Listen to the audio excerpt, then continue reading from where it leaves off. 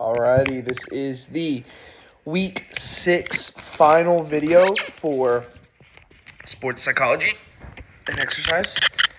And question 1 is, in what ways can physical activity become an expression of identity and purpose rather than simply a means to improve fitness or performance?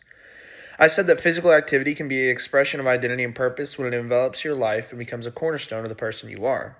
It becomes essential to one's being and allows for a pathway to the goals that you so desired whenever you first set foot on the path of physical activity.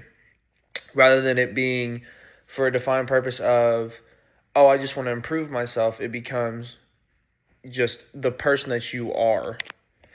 Many people associate mental toughness with never showing emotions. Do you agree or disagree with this view? Why? I agree that people attribute mental toughness to a lack of emotional expression. However, this is widely incorrect. Someone who is mentally tough, whenever they are mentally tough, they can show emotion and express emotion when necessary to fully express how they're feeling.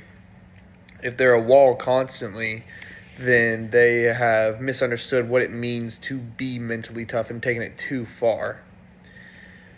Third question is, should the primary goal of youth sports be developing elite performers or promoting lifelong physical activity and positive development? Explain your reasoning. For my response, it truly depends on the kid, I feel like. Some are born with a certain drive to be the best they can be, while others are there for the general enjoyment of the activity itself. It just depends on the person. It depends on the kid.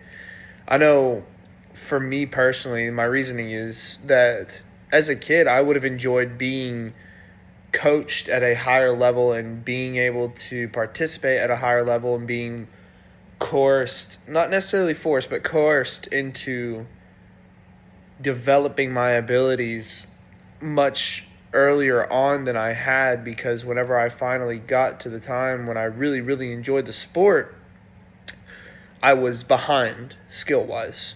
And it took a lot more work to catch up to the kids who had been with those elite coaches and had been doing the activity every single day from a young age. How has my understanding of mental performance changed from the beginning of the semester? I said that mental performance is not linear or a fixed pathway for each individual.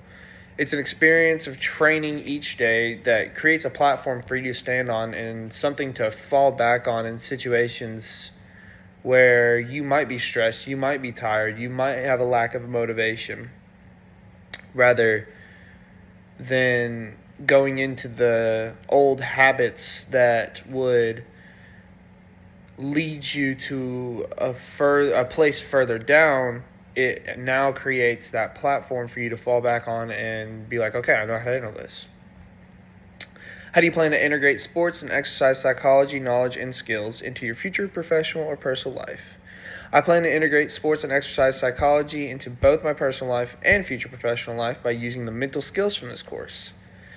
Biggest takeaway for me is that performance is not only physical but also mental, with focusing on the technicality of my skills, having confidence in my abilities, focusing on keeping my motivation, focusing on focus itself rather than getting sidetracked during tasks, understanding how important it is to talk positively about myself, because negative talk leads to negative emotion, which leads to negative thoughts, and creating a better emotional basis for myself day to day rather than letting one thing spiral my mood.